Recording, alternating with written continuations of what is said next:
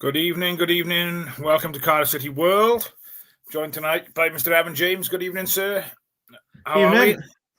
are we? Good as you get. I mean, can't really be disappointed by last night. I mean, you could be disappointed, but at the same time, you can, feel a bit of pride in knowing that we give it our all. And I can rest easy now, knowing that at least we give them a good fight. And still top of the league. So Yes, it was obviously the result was disappointing. I look so tired. The result was disappointing. Us getting in a 11:45 last night. But you can't fault the performance. I thought the performance was outstanding. I thought it would have been a bit more one way than perhaps, what it eventually was. But yeah, full credit to every single Cardiff City player who put that shirt on last night, and full credit to the 33,000 in the stadium. The atmosphere was electric.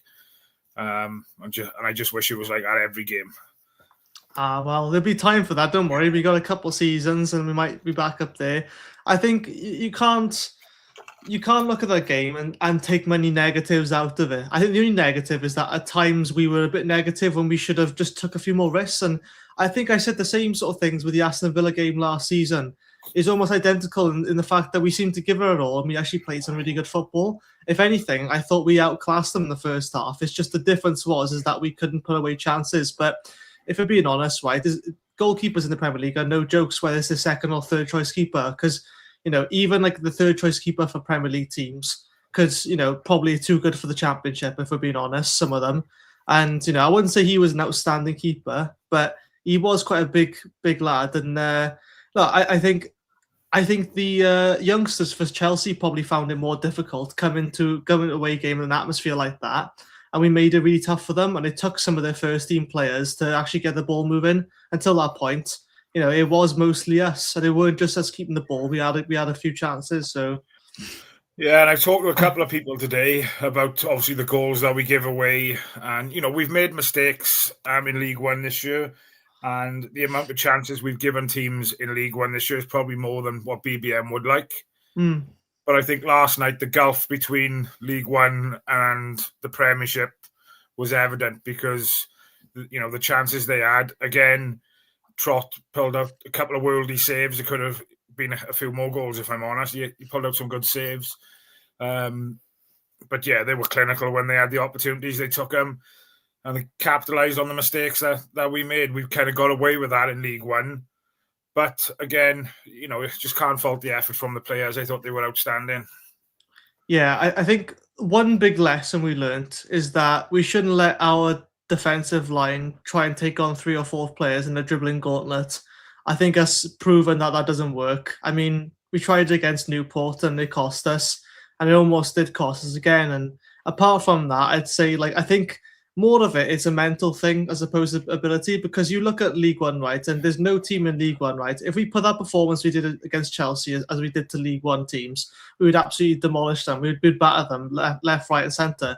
I think the one difference is because you don't have, because you're going against some weaker teams, as much as you would try hard, you do kind of ease off the gas a little bit, probably because you want to make it to the next game and you want to keep the momentum. But it just seemed with the Chelsea game, it seemed like even against Doncaster, I mean, even though we won 4-3, I felt like some players were still easing off the gas just a tad. And it's easy to, I'm not saying the level of complacency, but you can understand, right? When you look at the teams around, you think, oh, you know what? They're not as good as we are.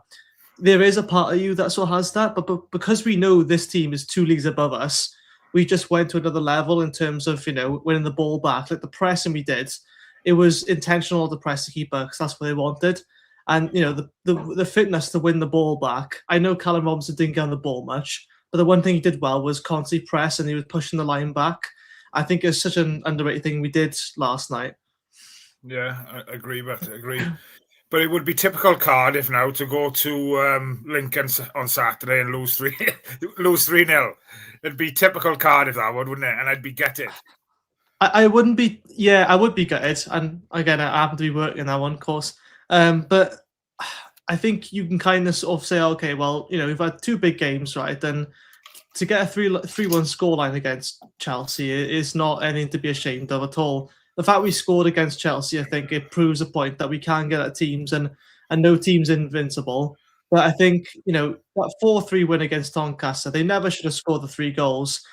I know Doncaster aren't as bad of a side as people make them out to be, but at the same time, I think we will feel a bit of fatigue from those last 2 games now. People probably using most of their tank for that, and then link them. If I hope we do win, but if we do lose a game, it probably will be that one because the reason will probably be then we've just had a very demanding week. So I mean, I think maybe you might want to rotate a bit for that game. I'm not sure. Yeah, I'd be interested, and perhaps we can have a chat about that towards the end. But going back to last night then, and the starting lineup for last night, was there any shocks in the starting lineup for you, mate? Was there anybody you think perhaps should have started, or was it was it what you expected to be the lineup?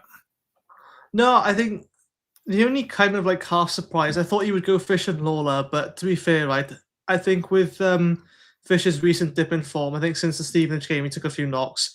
He hasn't been quite the same yet. I don't know if he's fully fit or if he's had a bit of illness, but I know Kapaka before, I know he couldn't play in the game last night, but the reason he wasn't starting a few games, and people say, oh, he had a bit of illness, but at the same time, Perry and G couldn't really drop him, so it doesn't surprise me the lineup so much. But what I was surprised with is how well that the likes of Perry and G and Bagan took this level, because the wingers in the Premier League, they're so quick, and they had that George, I can't remember his first name, and he's not clinical at all. I think he's only 19 years old, but some of the pace in those players, and when you're a fullback in League One coming against some of those wingers, it's hard to deal with that all the time. And I think the likes of Isaac and Ashford did really well to give defensive cover. And to be fair to Isaac, he was the one person the ball went to all the times, and if anyone was going to score, it would have been him, I think. Yeah, it was Tyreek George, I think his name was. Yeah. Yeah, got a lot of talented players. Chelsea, again, they made a lot of changes. I think it was a complete different side to the side that lost, beat Everton on the weekend, I believe.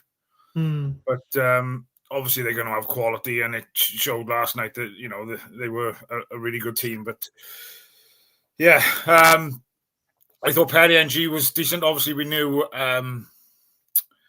Kapaka was suspended. Unfortunately, he picked up a yellow card in the game prior to that. I was slightly surprised Chambers and Lawler started in defence. An uncharacteristic error, should we say, from Dylan Lawler for the first goal. You could see how disappointed he was once that goal went in. But was you impressed with the way he kind of reacted to that goal? He could have gone into a shell, really, couldn't he? And I thought he was composed. He knew he made the mistake. It was evident to see. But I thought he acquitted himself quite well after that blunder, really. I mean, he's what? Remind us now, 18, 19, he's 19 years old now, I think, just turning. And why wouldn't you want to curl up in a ball and just sort of sit in the corner, right? It's because who wouldn't? I mean, look, clearly that wasn't a case of he misplaced the pass. It was just as he switched off for a second because I think the moment got to him, or no one would have expected him to make that quality pass on purpose. But at the same time, he wasn't the first instance. I mean, Chambers tried to dribble through 3 players and lost it.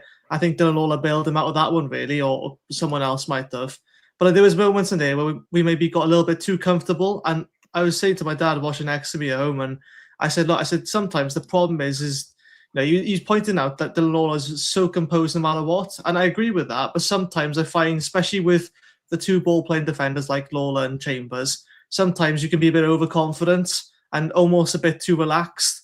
And whilst you want to have composure at the back, you also don't want to be dawdling around with the ball. I think that was one of the 2 examples where we realised, okay, we're actually playing against a team who are 2 leagues above us, and they will punish us. Whereas in League One, we've been very lucky in lots of ways in that we've still made those mistakes, but there's not nearly as much fear to sort of stopping that goal, because the chances are the opposing striker would miss it anyway. And obviously, it did punish us. But at the same time, I was glad that it wasn't a 1-0 scoreline, because if the only goal was that one, I would have just felt so much worse for Lawler. But the fact when we came back as well, the fight from Turnbull, the least expected guy to score, but one header, I'm glad he's got a goal. I know we'll probably move on to that in a sec, but yeah, I think it's hard. I mean, 19 years old, the kid's playing against a Premier League team. You know what I mean? So it's going to be overwhelming. Yeah, I thought he acquitted himself, really well considering that blunder he made. So fair play to him. Obviously, midfield-wise then, Joel Bagan and Perry Ng, I thought both, I think you just mentioned that they done really well. You mentioned Callum Chambers. I thought at times last night he took the ball up and he carried the ball 20, 30 yards. And, he took that ball out of defence really well. But again, there was a couple of times where perhaps he held on to it for a little bit too long, lost the ball, and it just left us. They play one ball through and it's game on for them type of thing. But, yeah, overall, I thought he was decent, and he's starting to string a few performances together now. I know I think everybody's probably thought over the last 12, 18 months that he shouldn't be at centre-back, but I'm, getting a bit more confident in him being at the back at the moment. I think he's starting to string a few performances together now. Yeah, I think he works best when he's got Wintle just sitting in front of him, because Wintle now plays a deeper role, whereas at the start of the season he was more of you had more of two number 8s really, two box-to-boxes, but now we've got a proper deep-lying playmaker like Sir Wintle, who will literally, and he would do it like, I think it was Sheffield Wednesday this last season against us, where they stuck Barry Ban in that role, and he wouldn't even attack whatever, but he would go across the width of the back line. He'd be left back, centre back, right back, and he'd just be picking up the ball that way. And sometimes just knowing you've got that person who's running around you gives you a sense of calmness. That worst case is if it gets a bit thing, you've got that almost third centre back. And I think Wintle is proven why he should be one of the first names on the team sheet. And I'll be honest, right, I wasn't really a fan of him to begin with. I didn't really know what his role was under Bullet. At one point he was playing attacking midfield and leading the press, and I genuinely don't think it worked out. But I think now he's found a really good role, and my only worry is that if we don't have Wintle there when we're playing the likes of Chambers and Lawler, I don't know if you've got anyone to progress the ball really. I mean, I think Turnbull's best in number 8, if I'm being honest, and there's not really anyone else I look at who can comfortably do what Wintle does. Yeah, it's interesting. I think you look at Alex Robertson. Do you really want him that far back type of thing? He didn't come on until the 80th minute last night, and I'm sat in a stand crying for him to come on a little bit earlier, maybe last night. I don't know if that would have made much of a difference in the final outcome, but it is what it is.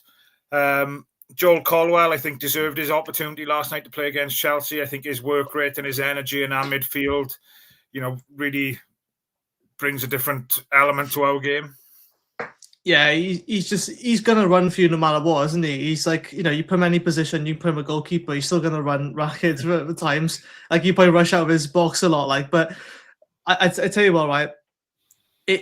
At first, he didn't get on the ball that much, or I think it might be the other way around. But when he does get on the ball, for some reason, he's always got runners ahead of him. Whenever he gets on the ball, I think he's just one like Robinson. As soon as they get on the ball, it increases the pace of the game. And I do feel like we do lack that a bit still. And look, we got Isaac Davis, and every time the ball went over to him, the game sped up a bit. But I felt with Ashford, it wasn't his fault, but it was more of like wing rotation when he got on the right hand side. But as soon as Colwell picks up the ball all the time, he's looking for forward passes. He's not looking to play back unless he has to.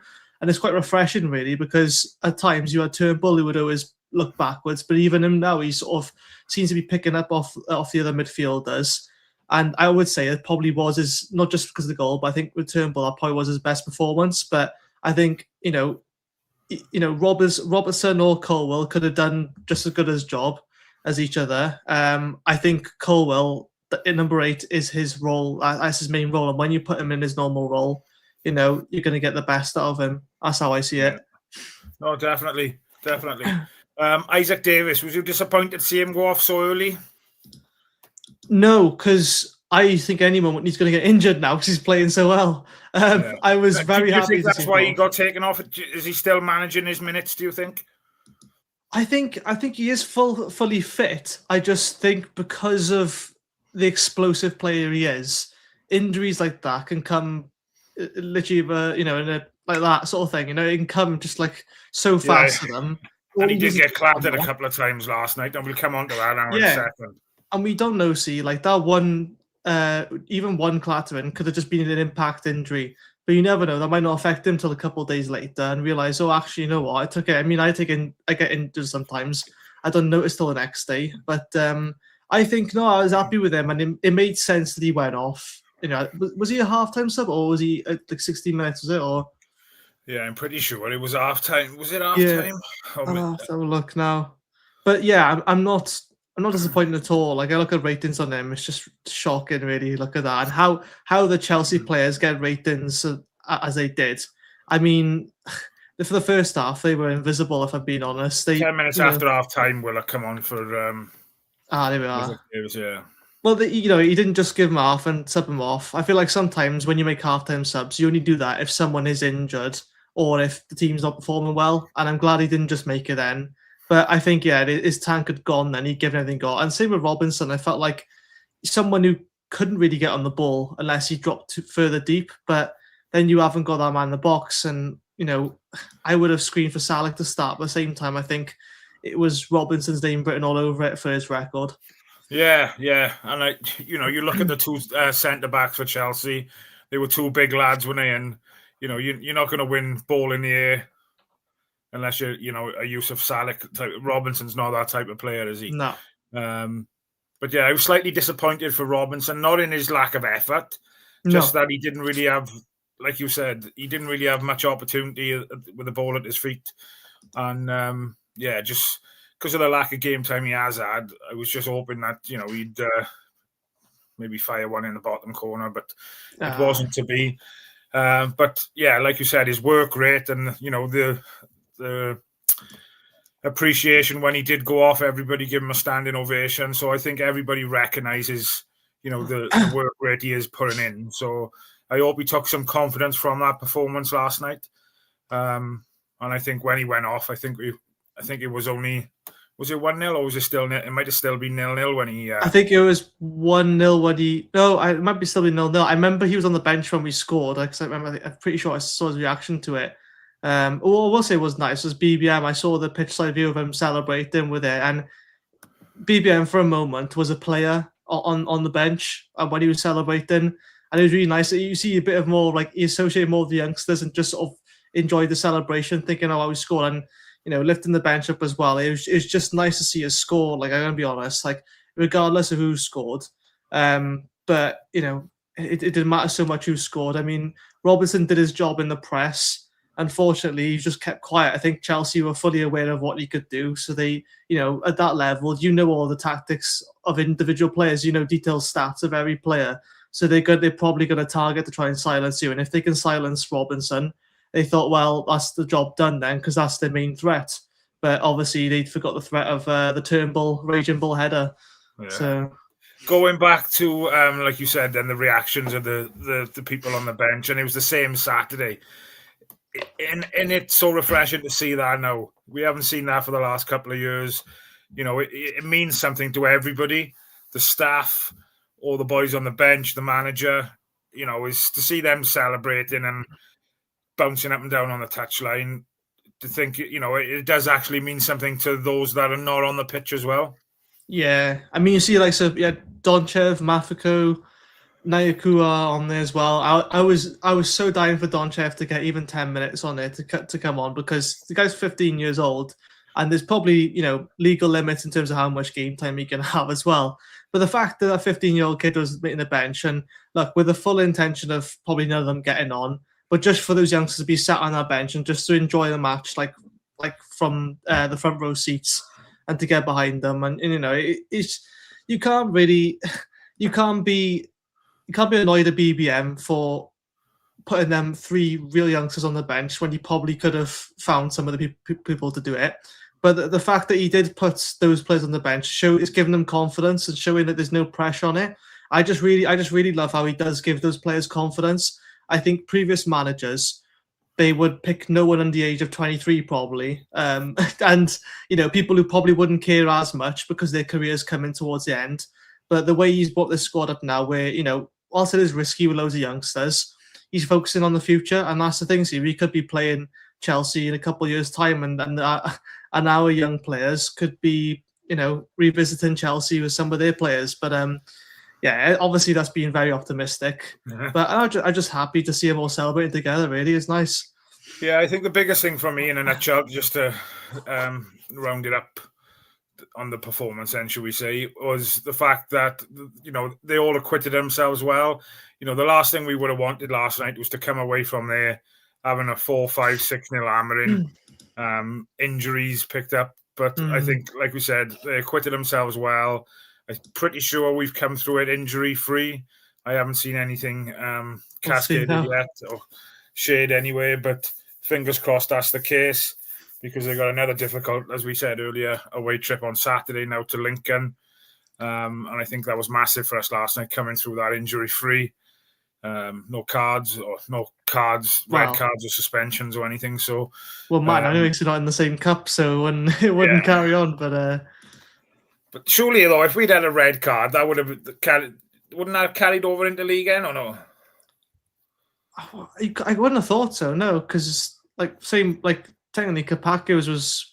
I don't know, because it wasn't a red card. I don't understand how it all works. We won't worry too much on that. But hey, quarterfinals, you can't be annoyed at that regardless. But I thought one of their players, was it their Buan Nanote? Is he Spanish or something? I swear, how they got away with murder sometimes. The ref called, that's twice now. The next one, he said last one, he said the next one you're getting a card. What happens? He fouls him again and he doesn't give him a card. So there's no integrity from the ref. I mean, at one point he did clap for them when he gave him a card, say well done. But out of all that, they fouled quite a lot of times, considering they got one card on their team. Ridiculous. Yeah, there was a comment in the chat about the yellow cards that obviously we picked up. I think we had 2 yellow cards within the first, was it 15, 20 minutes? Isaac Davis and obviously Callum Chambers. There was a couple of opportunities where perhaps he should have given them yellow cards as well, but it's always difficult, isn't it?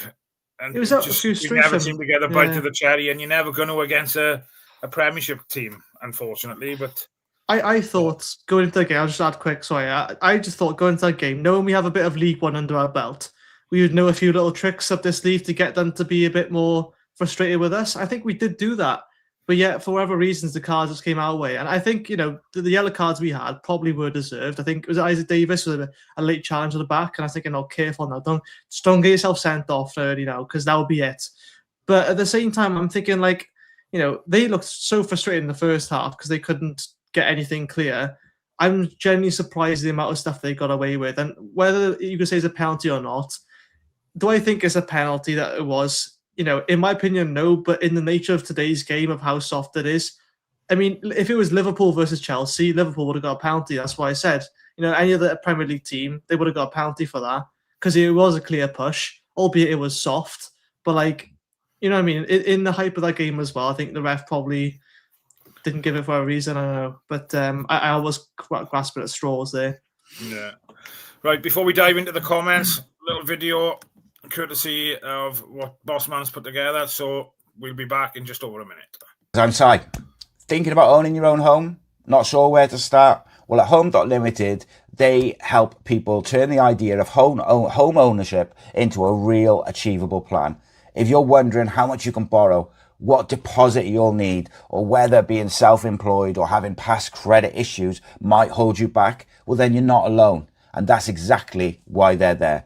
At Home.Limited, they specialise in tailored mortgage solutions, affordable routes to home ownership that aren't always obvious at first glance. They provide independent, unbiased advice, access to a wide range of support and lenders, and a dedicated case manager who works for you from start to finish. They take the time to understand your circumstances. They explain your options clearly. They remove the jargon so you know exactly where you stand. And from the first conversation through the application process right up to getting the keys in your hand, they'll be there every step of the way with you.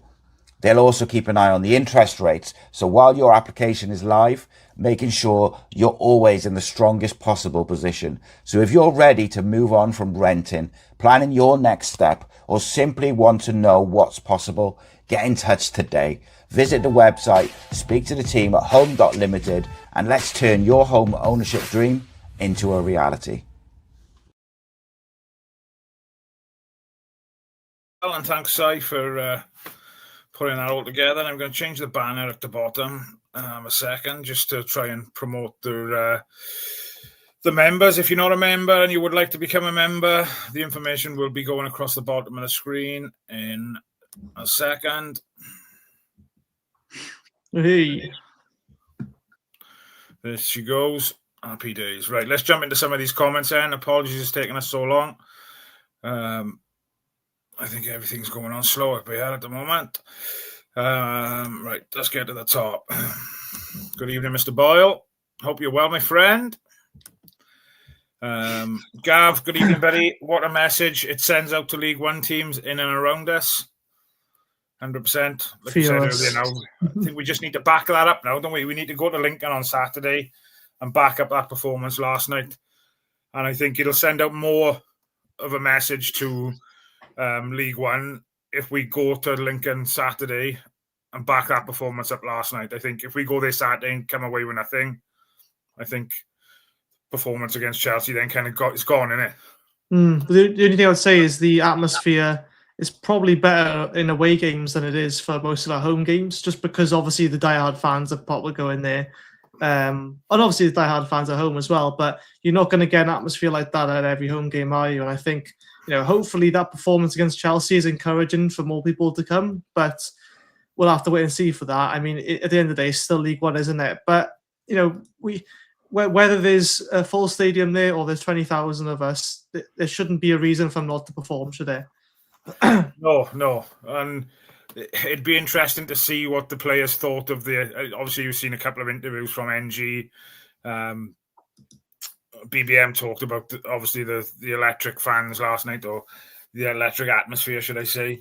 But yeah, it'd be interesting to see what the whole squad really thought of it, walking out to 33,000 fans, and it was amazing. The atmosphere was amazing. The traffic in and around the stadium after the game, mind, was something that I wouldn't be a great fan of week in, week out, but get used to it. Can't have it all, I suppose.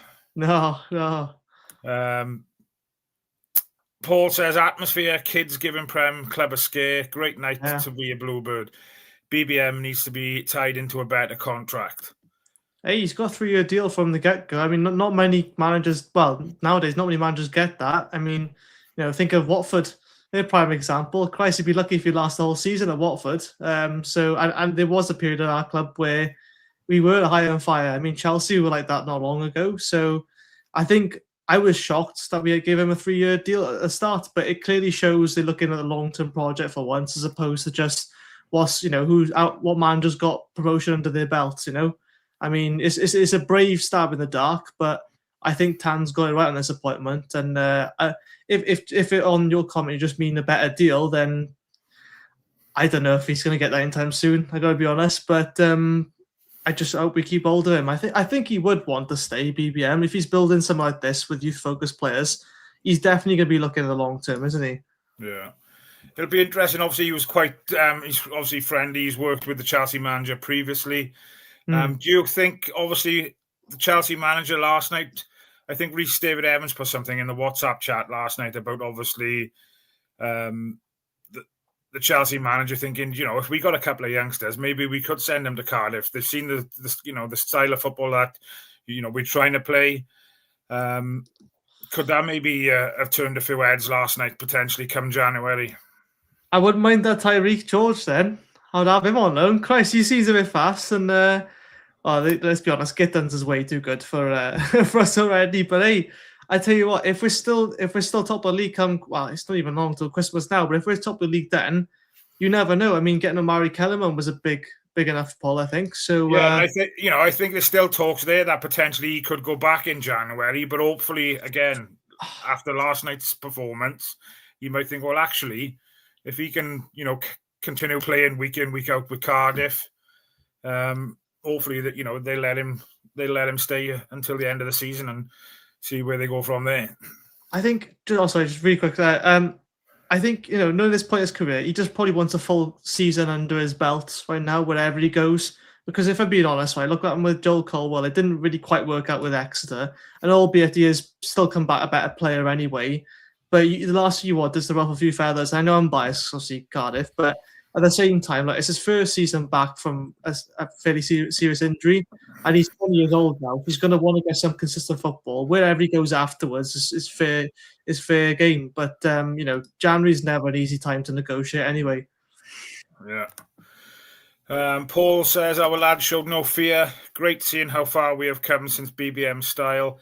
We managed to stand toe-to-toe with the world champs. Last season's squad would have been 4-0 down at half-time. And, obviously 0-0 half-time. I think anybody going into last night would have bitten anybody's hand off to have been 0-0 at half-time. And to see the people they're bringing off the bench then... to obviously change the game for Chelsea. I think somebody say it was like, I think their bench last night was worth 400 million. Oh, yeah. Which, you look at that compared to our squad, is we're miles and miles apart. Do you know what I mean? And I said to my dad, I said, you look at the team they got now, right?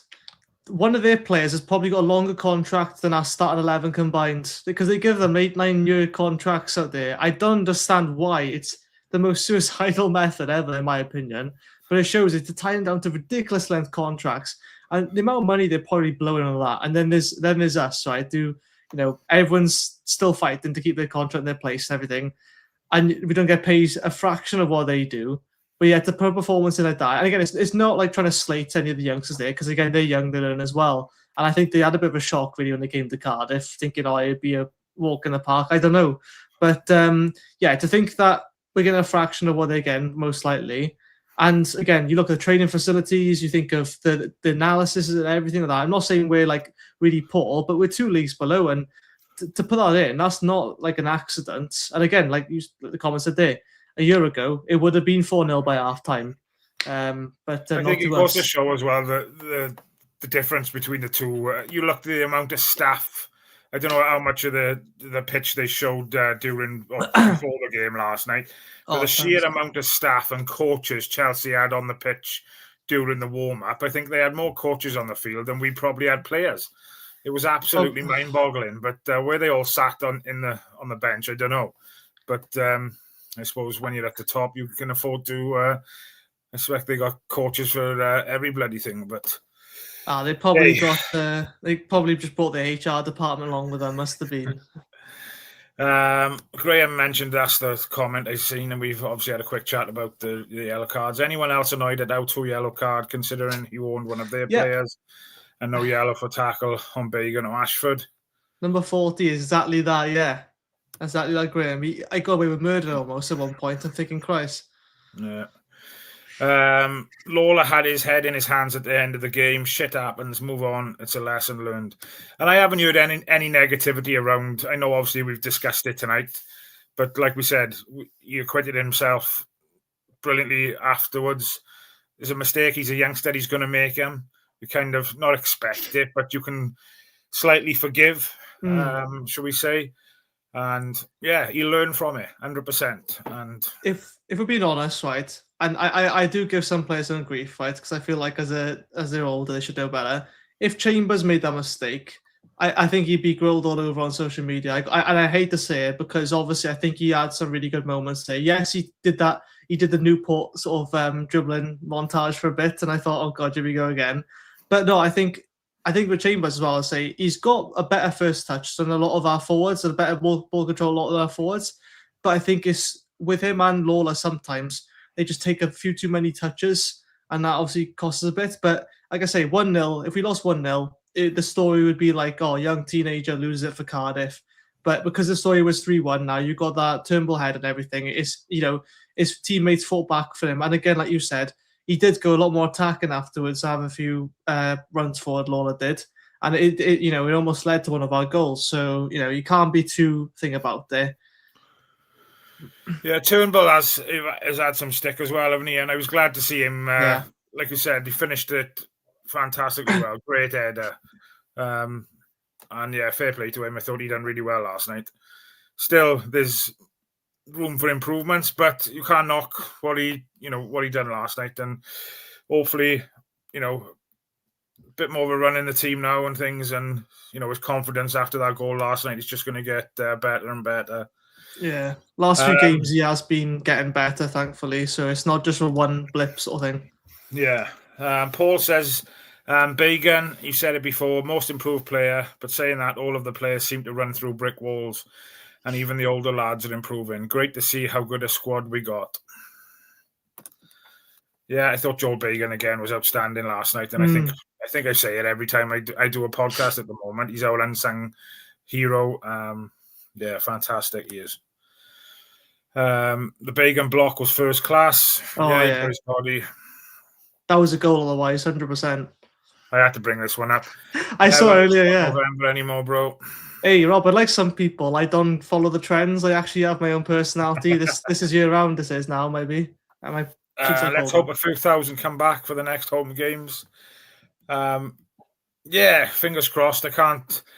Obviously, he was always going to pull in extra fans with it being with Chelsea, and I took up the made family me chuckle last night when the Chelsea fans were singing "You're only here for the Chelsea," which probably, you're talking 10, 15,000 of them. Probably, you're right.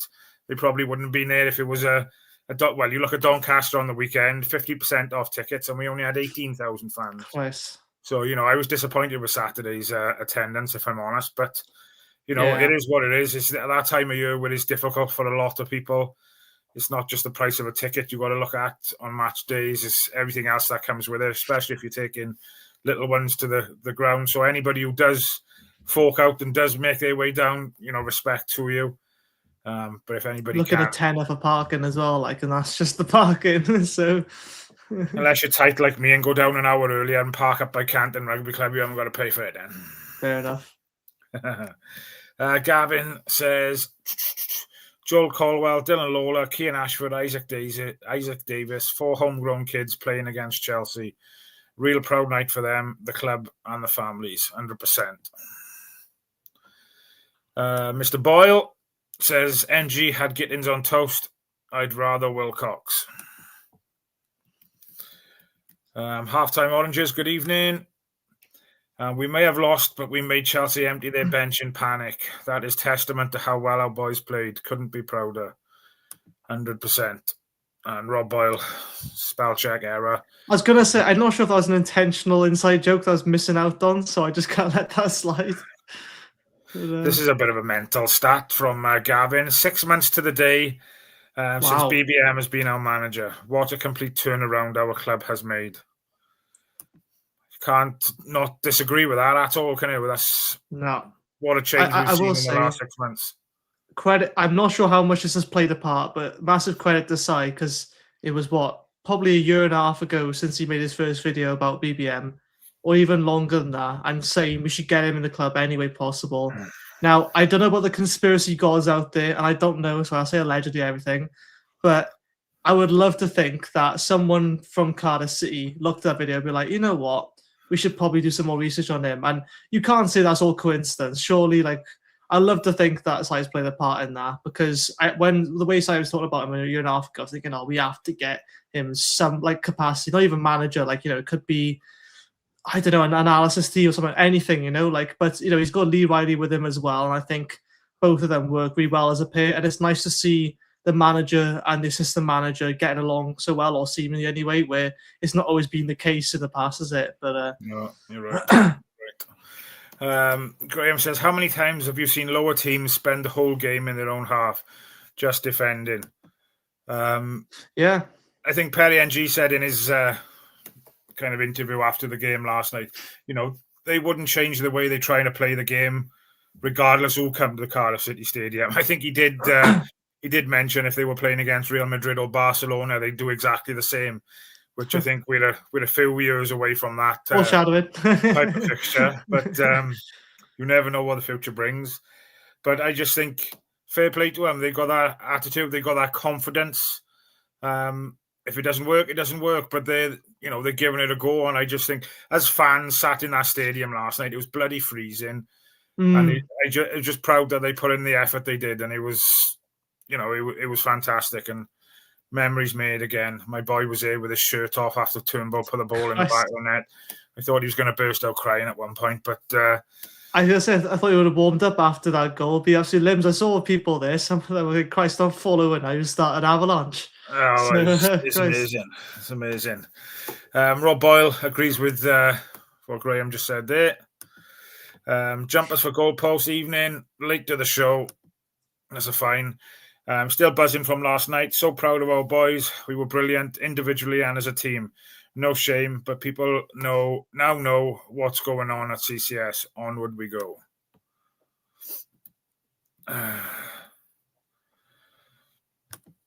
Who's this one in? Angel is a legend. Lots of love. Your favourite prop. Happy days. Omelette, that is, I expect. I don't mind. It's hard nowadays with all these tags, isn't it? Come on, Chelsea, Cardiff out. Cheers for tuning in. It made me laugh last night when you got all the Chelsea fans giving it those big hands to the kids in the family stand. Like, I think fair play. I'm not sure if you saw me on Instagram, but I got into not an argument. I got into a nice discussion with some Chelsea fans, like so celebrating as if they beat Real Madrid. I said, calm down. Like, I mean, the fact that it was not like, again, I don't want to diss my own club, right, the support, but it was 0-0 at half time. We played really well, but I didn't see much threat at all from them. And I thought, if this is, not disrespect, if that's Chelsea's best of the youngsters, you know, it's too right to bring on someone. They made 2 subs at half time, is it? And, that's because of a reason, because, you know, they thought they would be cruising through this. And I wouldn't be surprised if some of their fans probably even felt a bit nervous when they went in 0-0 at half time or just before, because they had a few chances, but so did we. And the fact they sort of go away from the game thinking, Cardiff out. I mean, well, you know, we made the quarterfinals, the only team in League One, all the championship to get here. And it wasn't exactly smooth sailing for them until, you know, what's his name, Garnacho got his goal. Jumpers for Goalpost says, BBM, fully supportive of Dylan. Quote, he's playing as we're asking him to. Love that. Great response from Dylan after the error too. Good on you, Dylan Lola. Rahul commenting again. Thank you for commenting. Swansea, something Cardiff. I think that's Swansea swapping places with Cardiff. Possibly, yeah. We'll see you on the promotion bus as we pass you going into League One. Bro, we played the B team and you think you panicked us. I think we did, but to be fair, even a B team, should have beat us. You know, like you said, your bench alone was worth 400 million. I think that's worth more than our team and our stadium put together. But if we were like a Southampton or somewhat like a decent side in the, I almost said Wrexham then, but if I said a decent side in like the Championship or something, you could somewhat understand then maybe you would have been a bit more equal. But you're talking Chelsea, who are looking to be winning the league every season. And again, look, they're not short of any youngsters. They don't have, you know, there's way too much competition to sort of just be allowed into the Chelsea academy, if we're being honest. Like it's a London-based club as well. Just to go back on that comment was, you know, I think we said right at the start, they made 11 changes to the side that played against Everton on the weekend. So we knew it wasn't a stronger side out, but we still know that they're going to come with quality. You know, the second string, then, should we say, are going to be more than equipped to be able to step in if there's anybody injured in the starting 11. So for us, where we're at the moment, top of League One. If he's really concerned about the B team, we don't mind having a few of yours on a free, by the way. We'd happily take some of yours in, and then we'll see if we can play it in. So, jumpers for goalposts also regarding NG's comments referencing Real Madrid. Some of us have seen us beat them. Yeah, God, before my time, I think. 100% snap, same as me. Yes, this will be a good one on Friday night. Little Town versus Wrexham. Friday night, be interesting to see how that goes. Little Town versus Little Town, isn't it? What's that? Yeah. Little Town with Little Ass X for a new song, is it? But it'll be interesting to see how that goes. Not too worried there. Was there Chelsea fans there? Didn't hear them. Unlike Bradford fans, they sang non-stop. I was quite disappointed. Don't get me wrong. 3,500 people travelling on a Tuesday night. Fair play to them.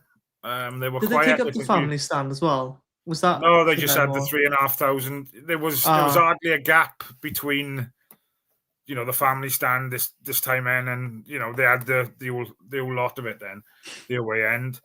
But we've had, I think Doncaster were probably louder than them at times on Saturday. And like I said, no disrespect to the Chelsea fans who travelled down in numbers, but I don't think they were the loudest fans, nowhere near the loudest fans we've had there. And, I was in the family stand with my boy, you're quite close. But yeah, we've had louder fans there, but fully respect them for travelling down in the numbers they did. Don't beat Millwall fans, I'll tell you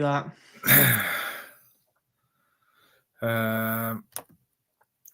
Reading some comment from Chelsea fans, they said it was great to see Cardiff play homegrown players. Chelsea last night didn't field one English player or one England player. Did it not? Interesting. I would have thought that's... I thought was English. Yeah, I don't know. Yeah, he's English. I think a lot of their players English. Achiampong. Yeah, that's Hossein Aderbalayo. He's English. So they had a few, yeah. So they had 3. Oh, hang on. No. Caicedo is Ecuadorian. So they had 4 because Gittins as well. So they had quite a lot. Yeah, the majority was English, but I see your point. A lot of them were things, but you probably think that those lads, that team they started with, they probably played together a fair bit in other cup competitions, wouldn't you thought? Or is that just me? Maybe they were just kind of chucked together. I don't know, because it was a lot of changes the last game. But at the same time, it's like, you think those players, right, they probably play alongside each other quite a bit since they're all in probably roughly a similar age. I don't know how it works. No idea. Gavin Kellan said there's no cup games left now, only the league, and we've got 26 games to go. Win 15 and a few draws will see us over the line. So, it'll be interesting to see now. Obviously, we got a busy festive period. If we can get away and, come the first week of January, I'd be very happy if we still got that 4-point cushion at the top of the league. If not, slightly increased, but I think that might be wishing a bit much, potentially. Looking at the teams that we've got to play in and around us, I think we've got Lincoln and we Stevenage. We got Exeter at home on Boxing Day. There's Leyton Orient then. I think they're not...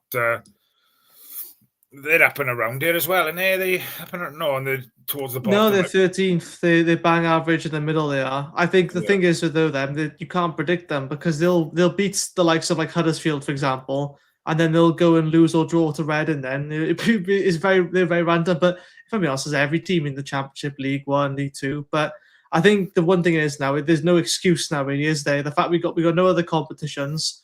Yes, okay, we're going to lose some games anyway, but they can't use the excuse of, we've had a really busy week now, because every team's going to be the same. And if anything, we've still got a game in hand to play. There's some teams, they've got 2, I think, Stevenage and Barnsley.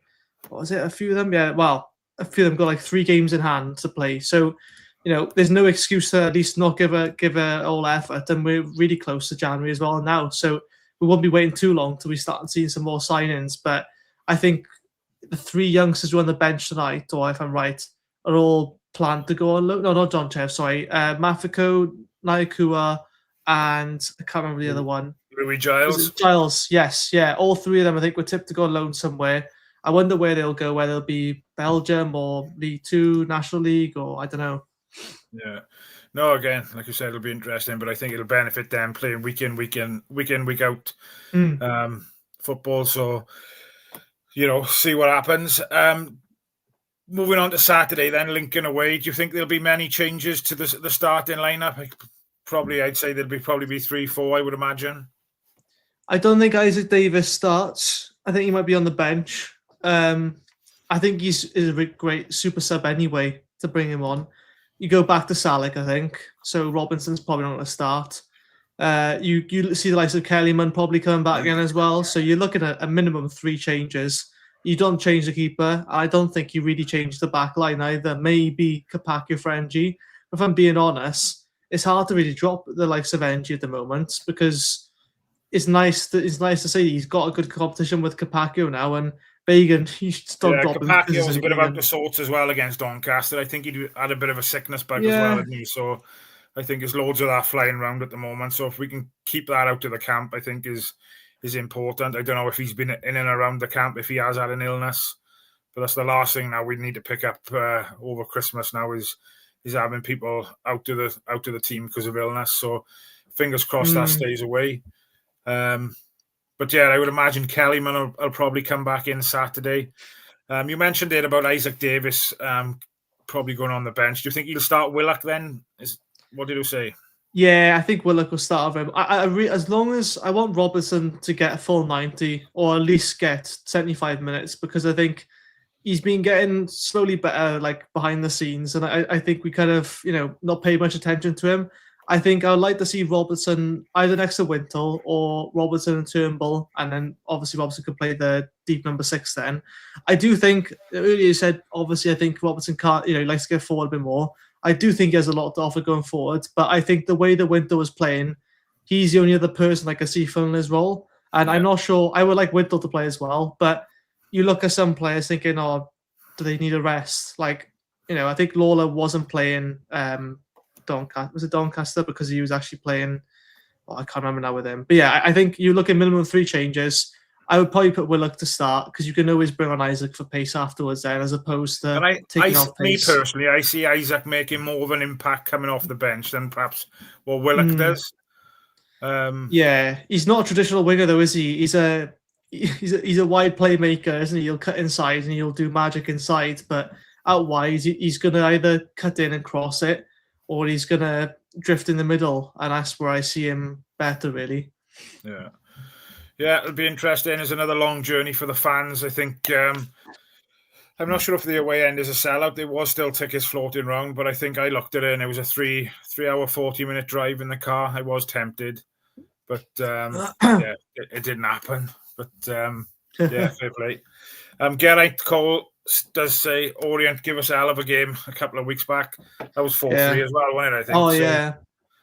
I think that, any game, no matter who you play in and around this festive period, is going to be a difficult one. So fingers crossed we can, pick up as many points as possible. I genuinely think Lincoln will be the hardest game we'll play this season. I think Bolton was difficult. It's hard to break down. I just think playing away to Lincoln now, we haven't played them God knows how long, and to be fair, I think if there's any team that's going to beat us, not comfortably, I think it'll be them, because I look at the other teams, I don't really see much threat. I mean, we beat Stevenage 1-0 away. That was a really well-earned point, and we really need that 6 points. If we can get 6 points against Lincoln, that would be the best situation, even if we were to draw the rest up until January, because the main thing is you're winning against teams amongst you, because we look now, the gap is a lot wider than what it was 5 games ago or so. So just beat Lincoln, innit? Yeah, it's just picking up them points of the teams that are around you. I think obviously for me, Bradford City, when they come there and I think they beat us 3-1 in the end. They totally outplayed us that day, to be honest. I think they're probably the best team I've seen us play this season, to be fair. Or they were the most clinical. They took their opportunities when we give them to them. So I think obviously they're 4 points behind us at the moment. I think we might have a game in hand on them. No, they're at the same. I think so. Yeah, they're 4 points behind us. Yeah. They've played 19. Yeah. Lincoln are 6 points behind us, but they've played a game more. Bolton Wanderers then in 4th. Same games as us. They're on 34 points. Stevenage are 1 game behind us. They've played 18. And they're on 34 points. So if we can pick up another 3 points against them on the 29th, I believe it is. It's quite close, isn't it? I think the main thing is, right, you don't embarrass yourself at home, and then you pick up whatever points you can away, I think, because you want to win, obviously, against Lincoln or whatever, but the thing is, with Lincoln and Bradford, I genuinely believe the reason why they are the way they are is because of their managers, because their manager knows how to get the best out of their players. You don't look at many players in Bradford's or Lincoln's squad, think, you know what, he'd be absolute quality. I think that, was it O'Connell or something that cited a video on a while before pre-season? I think, did he go today or did he go somewhere else? He might go somewhere else. But I think, there's not many players in those squads you'd be like, oh, they're world class or whatever for their brackets. But at the same time, they've got managers who knows that do certain players. Same with Leyton Orient with that Ballard and everything. But at the same time, we've got I think we've got a great manager now. So it's so hard to call that one, Lincoln, isn't it? I would probably say I'd probably say a 2-2 draw if I had to say. I genuinely couldn't say who would win if I had to pick one. I'm going to go for a 2-1 win to Cardiff, I think. Yeah. I think Lincoln, obviously, we've scored 36 goals this year. We've conceded 20. Lincoln have scored 28 and conceded 21. So I think there'll be goals in the game. So I'm going to go for a 2-1 win Cardiff. Yusuf Saleh and a Kean Ashford goal. I think we'll end up going 1-0 down and we'll come from behind, as we've done a few times this season. Still waiting for Nathan Trott header. I think you'd be like Rob waiting for. That's the promotion one. That will be because the only time you come up. I think if you're open for that, but you'd be like Rob waiting for Siopis to score. So. I wish that happened. That would have made my day, honestly. Yeah. But it wasn't meant for him scoring, was it? Let's be honest. No, unfortunately not. As much as I loved him as a player as well. Yeah. It didn't happen. Right, the plan for the rest of the week. I think Rob and Aaron are on tomorrow. Sai is back with a preview for the Lincoln game on Friday evening. Myself and Reese are back for the 1927 Club on Saturday evening, and Sai will be there for the breakdown then on Sunday evening. Thank you to everybody who've tuned in tonight. You can see the banner going across the bottom. If you would like to become a member of Cardiff City World, you can do it by following the information on the Cardiff City World YouTube and follow the information there. Or you can also go on Patreon, Ace Podcast Nation. For the price of a cup of coffee a month, you can help support the channel. Ev, thank you very much for joining me this evening. Thanks to everybody in the chat for getting involved. Much appreciated. And roll on to Lincoln City away on the weekend. Safe travels for everybody going up. Bring the 3 points home. Up the city. Ta-da. This channel is powered by an incredible membership community on Cardiff City World and patreon.com/Ace Podcast Nation. Becoming a member unlocks exclusive rewards from early access to live event tickets, bonus content, and even the occasional inside transfer scoop when we get it. But more importantly, it allows us to bring you top quality Cardiff City content 7 days a week. Across those 7 days, we're talking match previews, exclusive interviews, instant match reactions, the breakdown podcast, tactical deep dives, the spotlight series, Bluebirds Rewind, Academy Focus, and just so much more. Led by myself, backed by an army of passionate Cardiff City fans, this is content created by fans for fans. Balanced, professional, and 100% all about the club we all love. If you enjoy what we do, then join the community today and support what we are doing as we help to keep Cardiff City World flying high.